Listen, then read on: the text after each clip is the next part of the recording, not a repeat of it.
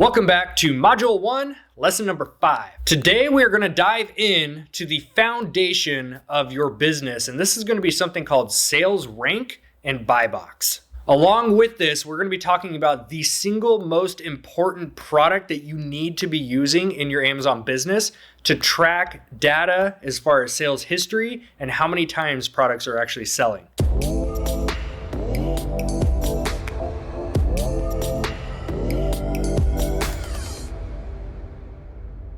This tool is going to be the best thing you can ever invest into your business. That tool is called Keepa.com. Before we talk about Keepa, we're going to cover the foundation of what Keepa is doing, and that's going to be reading sales rank. So what I'm going to do now is bring you back to my computer, show you how sales rank works, what the buy box is, how they work together, and how Keepa can help bring that data to you to make better buying decisions. All right, guys, so here on the computer side, I wanted to cover the basics of what the buy box is. This is a term that you're going to hear pretty much every single day in your Amazon business. So I wanted to cover the basics of it. This is a tool called RevSeller, and this is basically an on-screen calculator that automatically does all of my profit calculating for me. And I'm going to cover this in a future video, but if you want to check it out yourself, you can check the description below. So for the point of this video, just ignore this. I might use it to show an example, but just ignore that for now. This is what I want to cover right here. This right here is the buy box. All buy box means is this seller is rotated. Basically, it's their turn up. They are rotated onto this front page. So if I click buy now, this seller is the one that's going to get that sale. As you guys can see right here, the Toy Nation, and if they happen to watch this video, thank you for using your store as an example. Toy Nation is the one that is currently holding the buy box. This means that Amazon likes that price and rotated them in. So on that same note, you can also on the right side, see right in here for other sellers. If we click on used and new on this item, we can now see a bigger shot, a bigger picture of what is going on with how many sellers are on this. So the Toy Nation is the seller that we saw on the buy box, which means $24.99 is a price point that Amazon likes.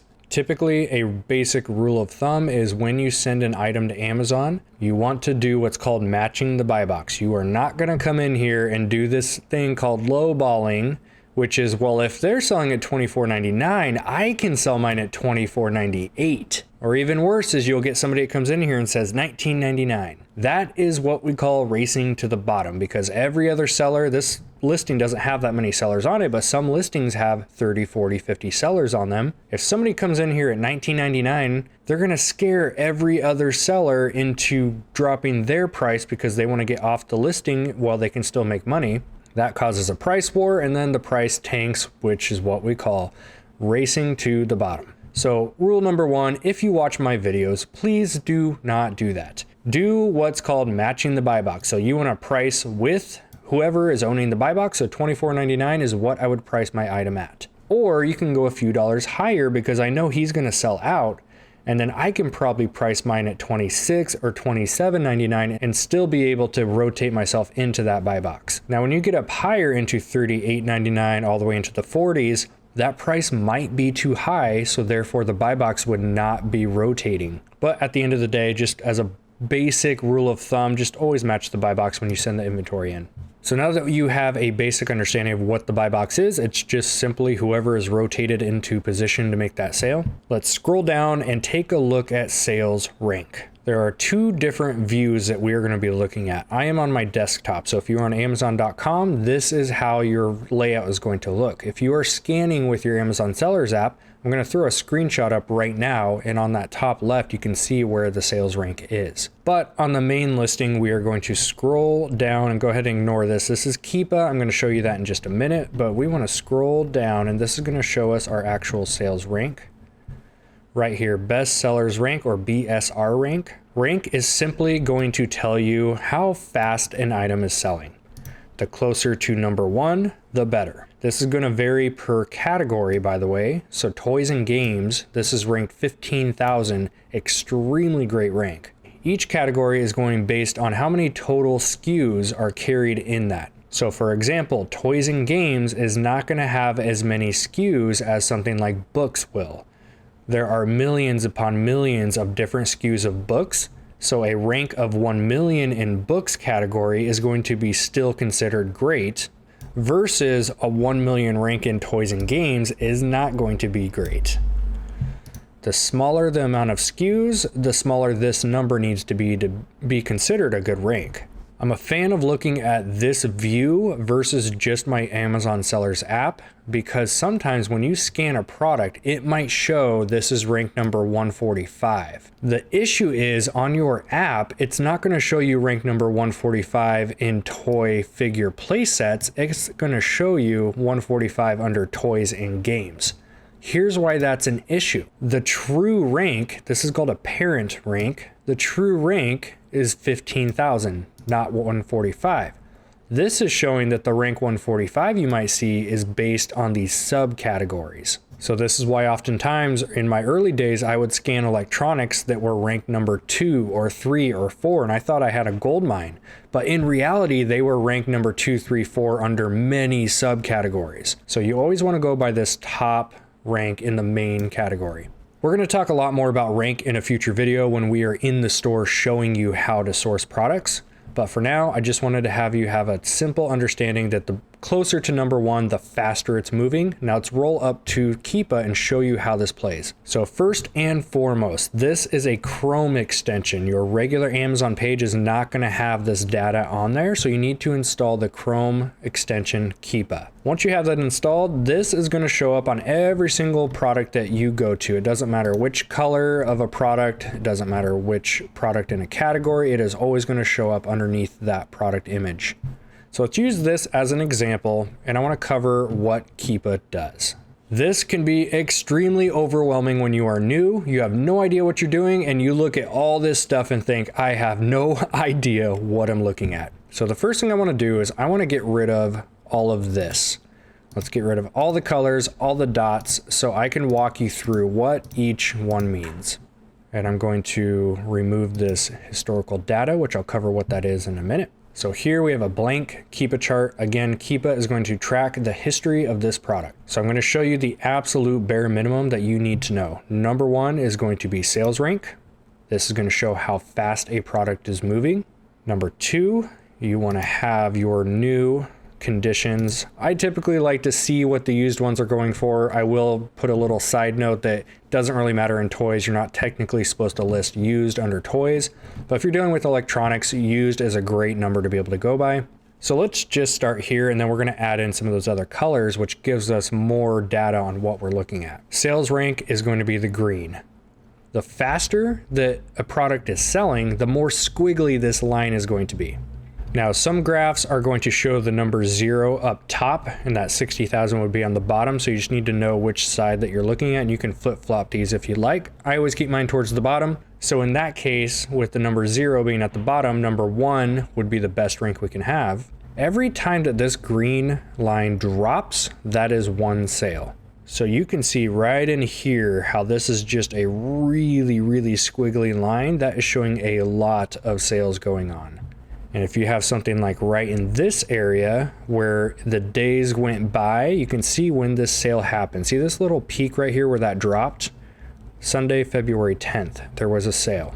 And this has a really, really low rank of 24,000 right there, which means this sold way more than one. This is a great rank in toys. Lots of them are selling. But what happened was, you can see Sunday, February 10th through February 11th. So in a 1-day time frame, that rank went up to 52,000. Now, when we're talking about rank, this is simply going to be by the hour. Rank can change by the hour. The more hours that go by with no sales, the higher this rank is going to become. So you can see right here, that was Monday, February 11th. Rank was 52,000, and then another sale happened, and look what this did. It dropped that rank down to 35,000. So this is why if you scan a product that says 35,000 on your Amazon Sellers app, that's a great rank, but it dropped literally minutes prior. You can see 1122 to 149 right there. 1349 would be 149.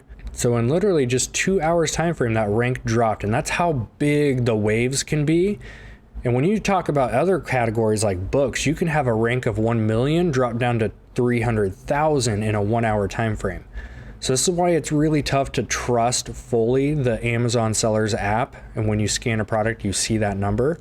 Keepa is going to show you a way bigger picture of the product. All in all, I wanted to show you this chart just because this is a great seller no matter how many squiggly lines that you see here. Now the cool part with Keepa, like I told you, this shows the entire history of a product. See on the right here, this is actually only the 3-month view. So we can actually see that this was selling a lot. And obviously this is December, which is the best month of the year for sales. So throughout December, you can see how many of these things were selling. And then after Christmas, you see how this rank slowly goes up. That means they're not selling as much. So the cool part is you can filter down to what the year looks like and even the entire history, which is all. Now the all, I want to show you a few things real quick. This orange is Amazon being on the listing. Anyone who has dealt with an Amazon listing knows that Amazon loves to come in at a cheaper price than anyone else. Another thing you can do with Keepa is you can look at a certain time frame. So if I want to look at just this chunk right here, I'm going to drag and drop. Zooms me in on just this. Now here's where I want to show you a few different data points because this gives us just a general idea. We can see squiggly lines, which means it is selling. We can see Amazon being the orange was in stock. They came out of stock right here. They were in stock for a little bit, but there's a lot more data that goes into this. So I want to show you. So one of my favorite data points is buy box. Because again, you can have a crazy high price on an item, but if Amazon does not like the price, they're not going to rotate you into the buy box. So these pink dots now are going to show me what the buy box price was at the time that this was listed. So this is actually a great example to show you on how misleading the Amazon Sellers app can be sometimes and why it's so crucial to read the Keepa chart. Let's say I'm in Walmart. I scan this toy, and let's say this toy cost me $15 to buy. Now, if I had scanned it right in this time frame, let's say December, what would this be? December 7th. Let's say December 7th, I scan the toy, it's $15 to buy. My Amazon Sellers app, and I'll show you right here on the screen, is going to show you that current timestamp. So in my head, if I'm able to sell this for $34.26, which is what that buy box price is right there, I'm going to make a profit with a $15 buy cost. But here's the issue. Your Amazon app is not going to show you Keepa. You have to look this up on the .com on your mobile device. So if I would have taken an extra second to look at Keepa, I would have seen when Amazon is in stock on this, they sell it for $22.94. At a $15 buy cost, there is no profit on $22.94. So instead of getting excited, I get a little nervous because I can't guarantee any time that Amazon is going to come in or out of this listing. And that's going to be the way that it is for all listings. We never know where Amazon is going to come in. We don't know how many they have in stock typically, and we don't know when they're going to sell out. So if you ever scan an item and it's just too good to be true in this scenario, you always want to check Keepa to see if Amazon has been on the listing, because if they have been on the listing once, like they were in here, chances are they'll come back. And look what happened. $34.26 on December 8th. Just a few days later, Amazon came back in the listing. See a little orange right there? Amazon came back on the listing 2 days later for $24.37. That 2-day time frame is not enough time to ship in your product and for it to be active. So then you would have to play the waiting game for Amazon to sell out, which fortunately they did sell out very quick. And then there was another gap, but you can see what happened. The price went down. So here is another piece of data that I love to look at. Why did this price get driven down if Amazon was not on the listing? If we go to more historical data, you can see how many sellers are on the listing. And this is a huge piece of data. So in this particular case, there was just a couple people driving that price down. But in a lot of cases, what you'll see is this blue down here shows you how many sellers are on that listing. So right in this, there's 10 sellers. A lot of times when you see a price drop drastically like that, you're going to see a huge increase on sellers. And a lot of times when you're dealing with retail arbitrage or online arbitrage, if Walmarts and Targets are clearancing out a certain item in one store and people start buying it, their chances are they're going to be doing that clearance item throughout the whole nation. So you're going to have 20, 30, 40, 50 sellers jumping on this listing, and you'll see that number increase, which means price tanking happens and that price gets driven down. So those are some of my favorite data points to really look at. And just with this right here, you can be absolutely good to go with your knowledge on Keepa. So now another crucial data point that I want to show you guys how to use. Right now, you know how to read that Keepa chart, which is the rank. And we're going to look at a second listing to show you what a different one looks like. But for now, based on the video, you should know how to basically read Keepa. The more squiggly lines, the better. You know that I love to see what the buy box pricing is going by. Another data point right here I just put on is that new FBA. So these are the FBA people pricing versus what Amazon price likes. So you can see right here, $27.99 is what an FBA seller is priced at. But Amazon is rotated in somebody who's at $21.56. So this gives you a data point that Amazon would like that price a little bit lower.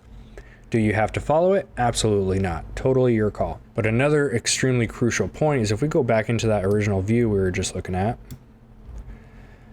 So we were talking about this $34 dropping down so quick, and Amazon's not on the listing, and here's why. Chances are if we go historical data, bingo. This price was so high because Amazon was out of stock. Third-party sellers knew that because they're looking at Keepa, and also it's going to show it on your sellers app. So they're pricing high at $34.26, and this price dropped quick. So if you open up that historical data right here, this graph is going to show you how many sellers are on that listing. Remember what we just talked about price wars and price tanking? When that price was in the $30 range, there were between 8 and 20 sellers. But chances are, Walmart, Target, whoever was selling this item, maybe it was on clearance, a lot of sellers found it and got a hold of it and sent in their inventory. So here's what happened.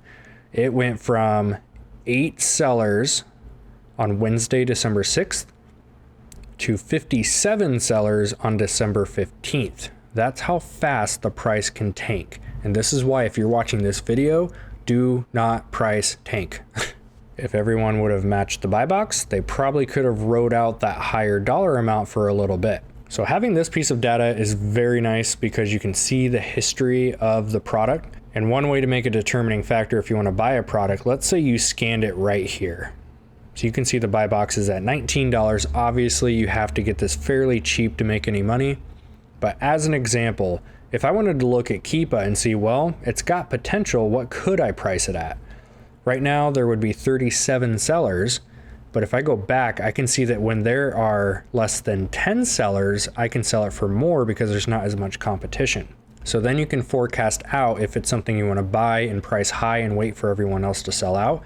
But on a listing like this, you run the risk of Amazon coming in stock, which is exactly what happened. They dropped their price all the way down to $15.62. That was on April 1st. And remember, we're zoomed in. So if we zoom back out to that all, we can see that they ended up bringing their price back up.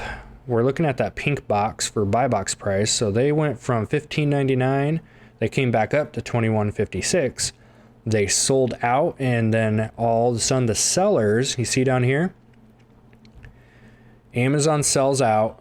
All the sellers start to sell out. And when it gets back down to less than 10 offers, the price went back up. So this is how you can start to forecast some of your buys.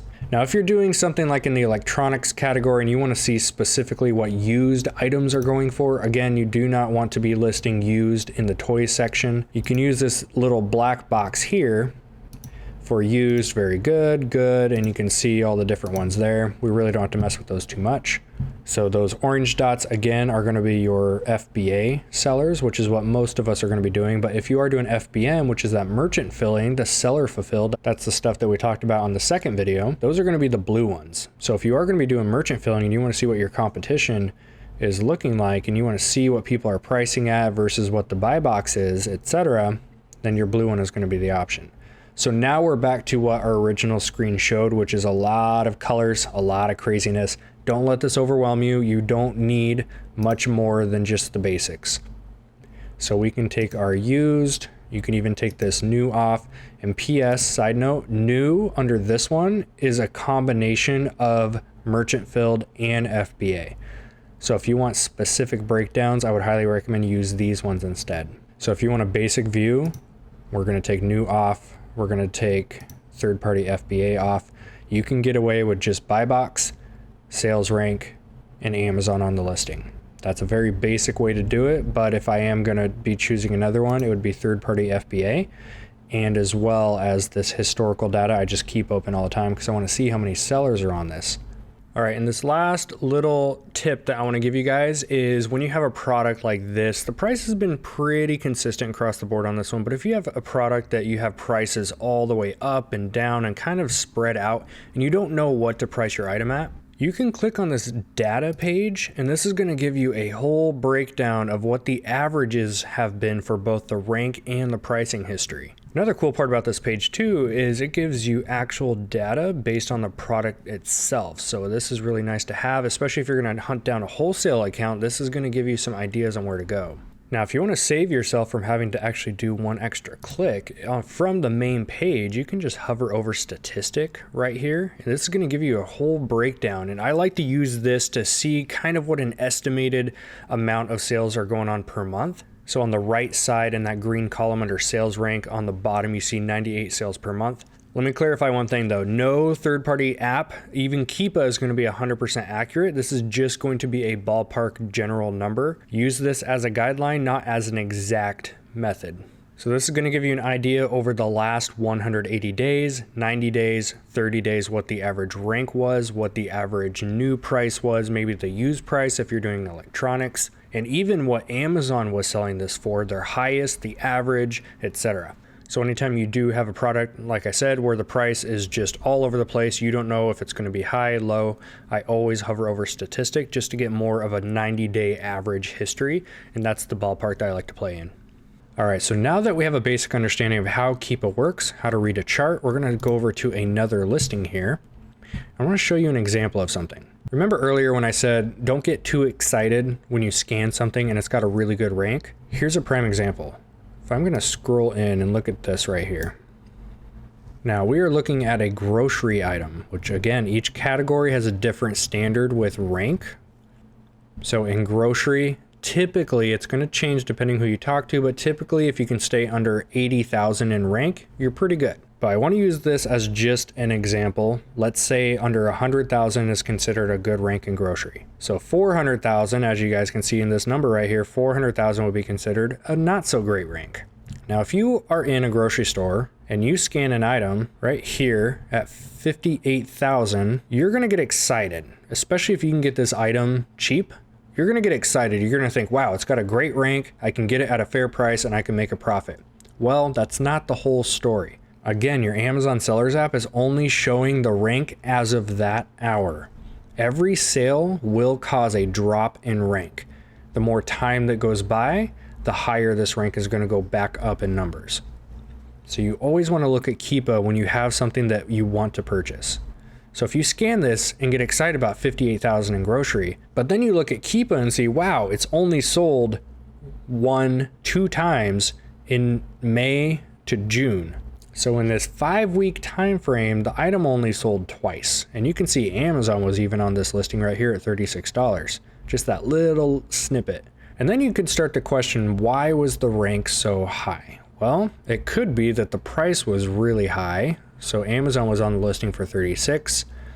Buy box was 35, 36, 35. So if you ever have a slow moving item like this, chances are if you come down on your price, you may be able to move some more product. And again, if I came in here and I scanned this at this time period, I would have seen a 76,000 rank and I would have thought, wow, that's great, let's buy it. But then I would see that it only sold the one time, and you guys can see between May, every day that goes by, that item doesn't sell, that rank goes up. So we want to make sure we're sticking closer to those ranks, like right in here where they're fast movers.